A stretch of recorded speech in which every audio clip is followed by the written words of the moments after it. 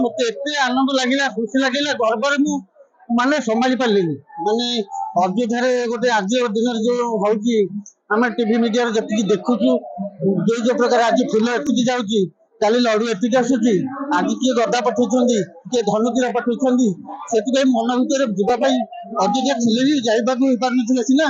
किंतु एठी मत अयोध्या भारी लगुच आप तले देखो कि प्रकार लोक आसर आसा दर्शन कला जो मूर्ति से बहुत आनंद खुशी माने कोहबरा कही पारनी किसी जय श्री राम कि पहाड़ ऊपर प्राकृतिक सौंदर्य भरपूर एरिया रे राम मंदिर गोटे सुंदर प्राकृतिक दृश्य आज अयोध्या रे रामंकर प्राण प्रतिष्ठा दिवस एठी प्राण प्रतिष्ठा दिवस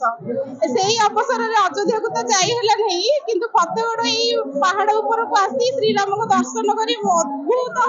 शांति मिलुची मन को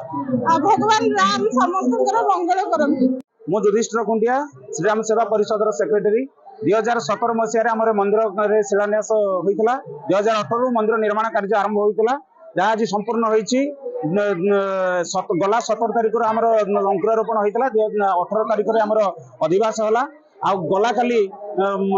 जगतगुरु शंकराचार्य प्रतिनिधि ऋषिकेश महाराज काली आसी काली धर्मसभा होता आज महाप्रभुंर प्राण प्रतिष्ठा कराला गोटे अपराह्न 1 घंटा 25 मिनिट समय महाप्रभुंर दर्शन बर्तमान चली लक्ष लक्ष भक्तों समागम चली हरि ध्वनि श्रीराम ध्वनि प्रकम्पित हो आज ये पीठ प्रभुंर पीठ आज श्रीराम ध्वनि प्रकम्पित आज महा आनंद भक्त माने भजन कीर्तन कर पीठ को महिमा मंडित कर।